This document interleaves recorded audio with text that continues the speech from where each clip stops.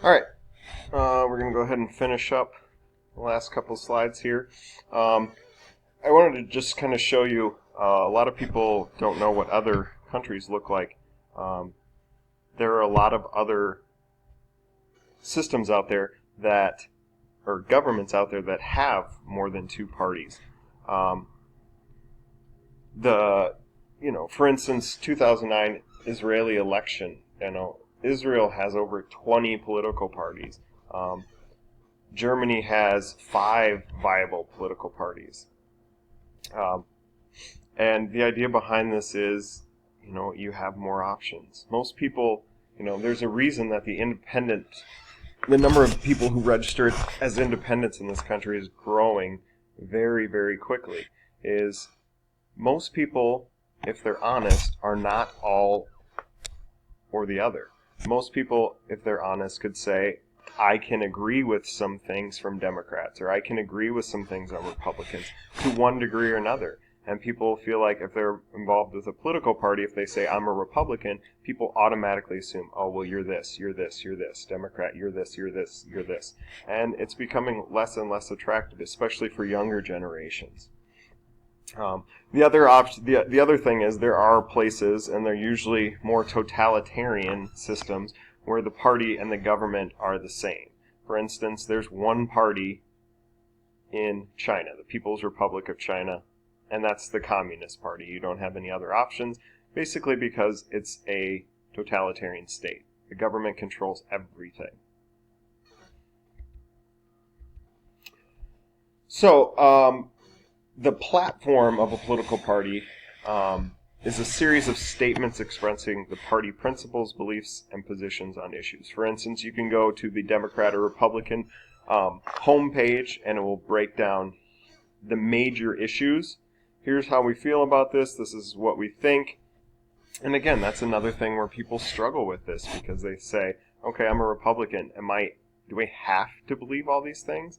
If I'm a Republican and I believe in this, do I have to be pro-life? Can I be pro-choice? Do I have to be pro-death penalty?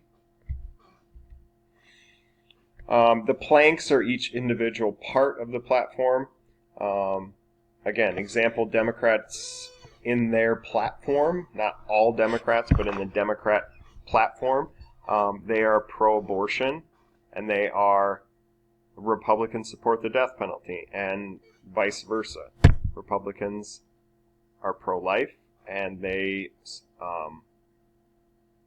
and Democrats are in their platform against the death penalty. And as we go through this in class discussions, I am more than willing and happy to talk about, I know quite a bit about why each party feels the way they do, and I'm not going to give you my opinions, but I would love to have that discussion, so maybe that's something we'll do next week.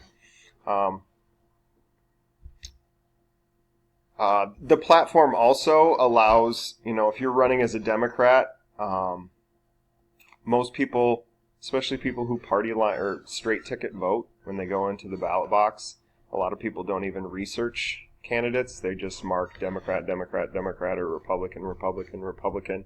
And a lot of people say the reason they do that is because they understand the platform of the party. That's what they support.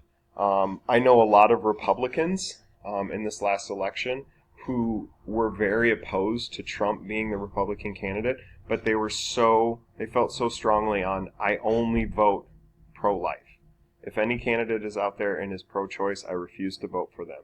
Also, people who were completely opposed to Trump, but they said it's important that we have a conservative justice on the Supreme Court. So even though I don't agree with him, I don't think he has the temperament to be our president. I think the Supreme Court or abortion are such big issues that's what I'm going to do. And a lot of times the Democrats will do the same. Here is just a breakdown of, hopefully this visual will help you see it. Obviously centrist, people in the center, are a little bit of both. They're like, I'm a little bit liberal on this, I might be more conservative on this. Traditionally, over the last couple decades, the average of our country has been somewhere in here. We've been a right-center party. I think what you're going to see going forward, I think you're going to see a lot of blowback because President Trump has been so polarizing. Unless something dramatic happens, wars tend to make huge changes in this country.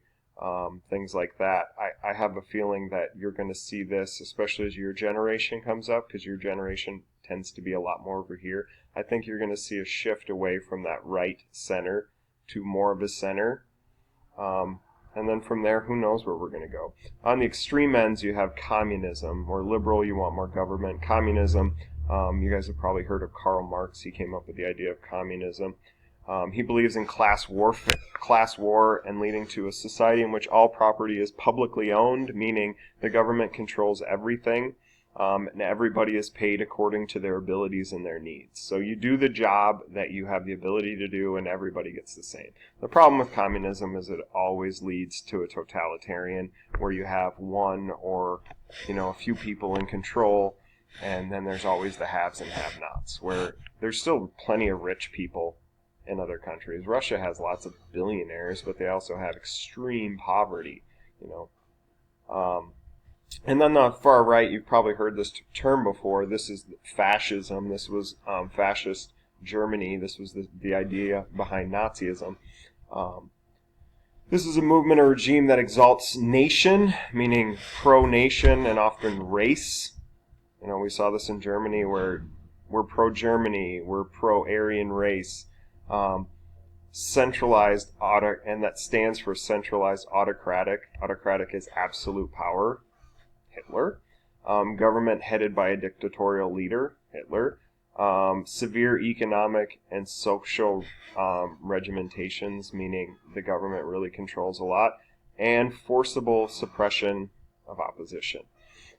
Whether you agree with this or not, a lot of the term fascist got thrown around a lot during this last presidential election over the last year and a half, and especially as we saw Donald Trump become the candidate for the Republicans. A lot of people felt like he was pushing the idea of exalting nations, meaning America first.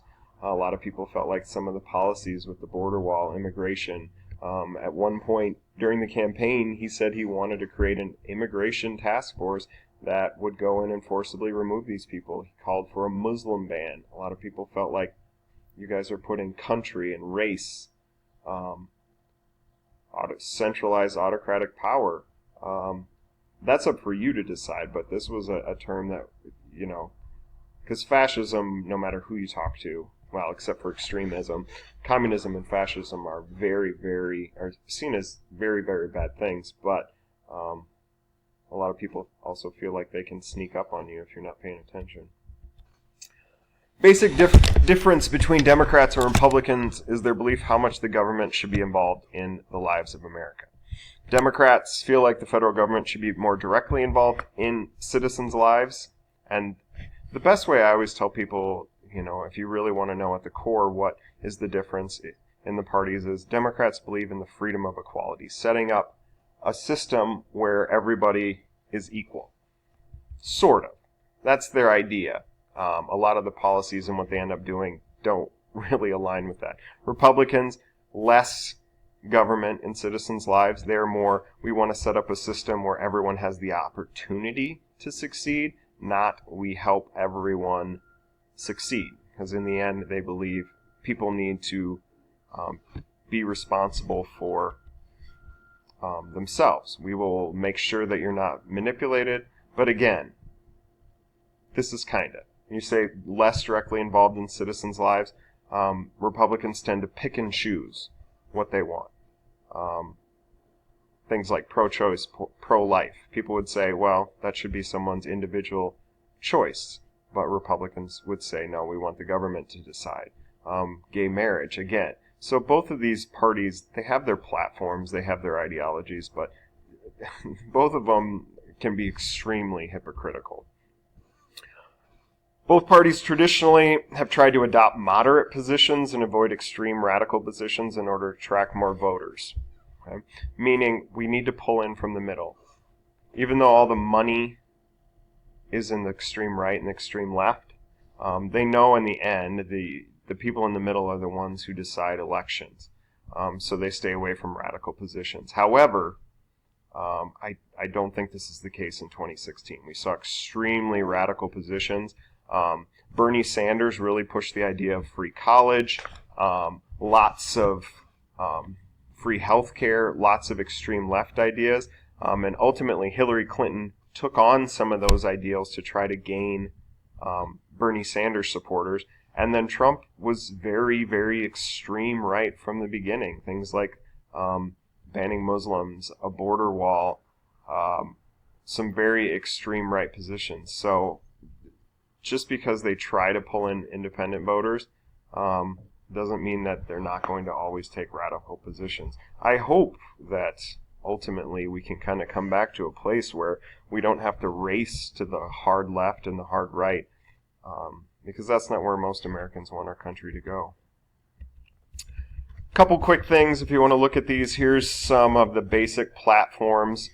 Democrats pro-choice, freedom of opportunity. They're against the death penalty. Progressive tax system. We talked about that before. Progressive means as you have more money, you pay more. So for instance, if I'm a billionaire, maybe I pay 50% in taxes. If I make $50,000 a year, maybe I pay 10. So as you make more, you pay a higher percentage.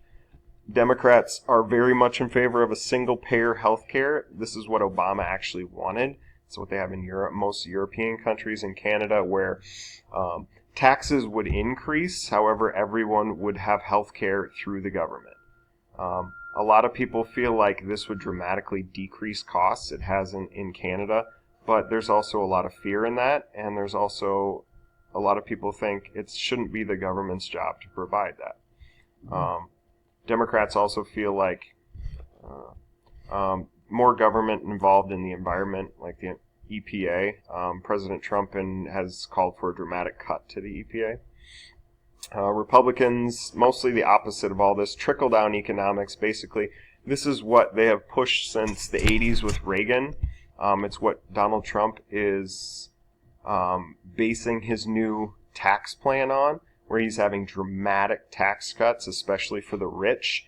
The idea behind this is if you cut taxes for the middle class and the rich, people will spend more money.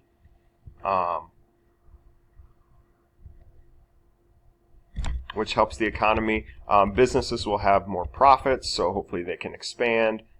More jobs, better jobs. That's trickle-down economics. Everybody has more money, and that money funnels its way down. Middle class has more, poor has more, all that. Gun reform, Democrats are in favor of common sense gun regulations. Republicans tend to be like, no, we should be able to have any guns we want. Well, to a certain degree. And the last one is the environmental issues. Republicans, a lot of them, although they believe in climate change, a lot of them are like, it's okay, but as long as the programs we put in place don't take precedence over a thriving economy. So that's the end of the presentation. This is only 17 slides long, but all this information is what you guys need to know for a quiz we'll be taking later on. So let me know if you have any questions. Again, I'll be back on Monday, or you might actually be watching this on Monday. But if you are watching this on Friday, have a wonderful weekend. Can't wait to see you guys soon.